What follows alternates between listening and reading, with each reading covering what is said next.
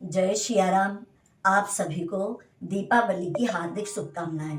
इस वीडियो में हम बात करेंगे दीपावली पूजन के लिए, लक्ष्मी पूजन के लिए किस किस सामग्री की आवश्यकता पड़ती है। तो आइए जानते हैं। सर्वप्रथम चौकी पर बिछाने के लिए लाल या पीला वस्त्र, माता रानी का कैलेंडर हो, चित्रपट हो या माता रानी की मूर्ति हो। आप धनतेरस के दिन अगर मूर्ति लेकर के आए हो तो मूर्ति भी आप रख लीजिएगा। तो ये मूर्ति हो गई, लेकिन मूर्ति रखने से पहले आप थोड़ा सा चावल का आसन जरूर दे दीजिएगा।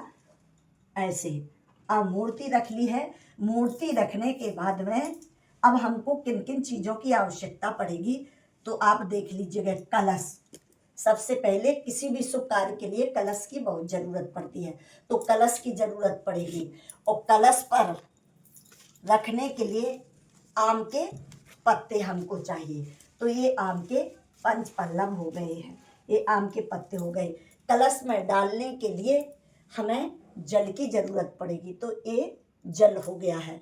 और कलश में डालने के लिए हमें लौंग, सुपारी और सिक्का, इलायची, हल्दी की गांठ, और आप चाहें तो थोड़े उसमें पुष्प भी डाल सकते हैं। ये चीज़ें हमको कलश में डालनी है। तो ये हो गया कलश का सामान। इसके बाद में क्या करना है, तो हम तैयार करते हैं थाली। थाली में हमको क्या क्या रखना है तो देखिएगा ज़रा। तो हमें पूजन के लिए एक थाली की आवश्यकता पड़ेगी।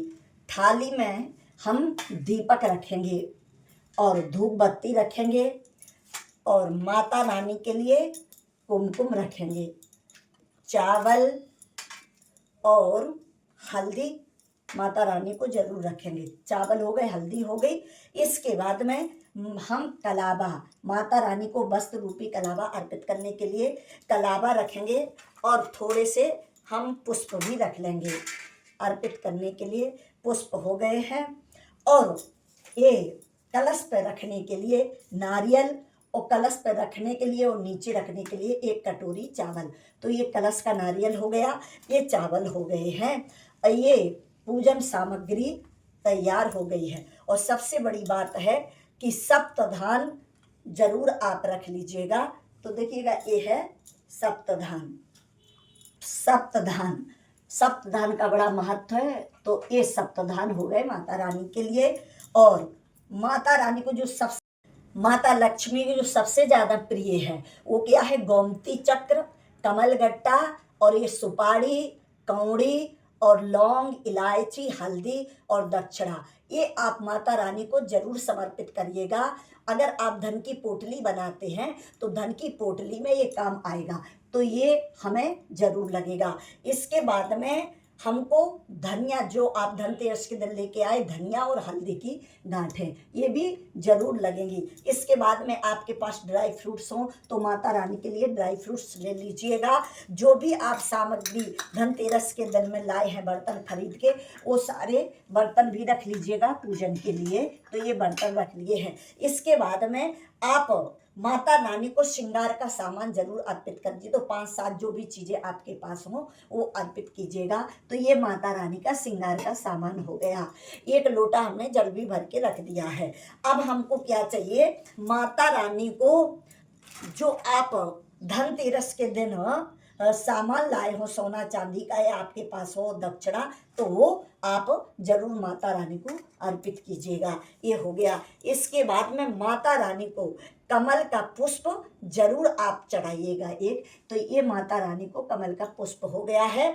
और 2 पान और बतासा, ये जरूर माता रानी को प्रसाद के लिए आप रख लीजिएगा। और ये ऋतु फल हैं। ऋतु फल में आपके पास जो भी उपलब्ध हो वो आप रख सकते हैं। केला है, सेब फल है, अमरूद है, अनार है, आपके पास जो भी हो। तो ये ऋतु फल हो गए हैं और ये पान बतासा हो गए हैं। सारी सामग्री हो गई है। गणेश जी महाराज को चढ़ाने के लिए ये पीले लड्डुओं का बड़ा महत्व है। तो गणेश जी महाराज को ये पीले लड्डू रख लीजिएगा। और आप शहद, शहद जरूर रख लीजिएगा, क्योंकि लक्ष्मी मैया को शहद का भोग अति प्रिय है, तो आप शहद भी जरूर रख लीजिएगा।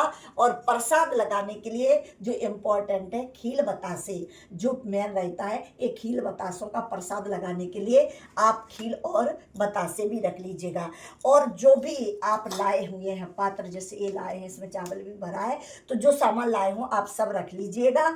और ये थी दीपावली पूजन की सरल सामग्री, पूजन की विधि। तो ये सामग्री हमको दीपावली के पूजन के लिए चाहिए, आप लोग अच्छे से देख लीजिएगा।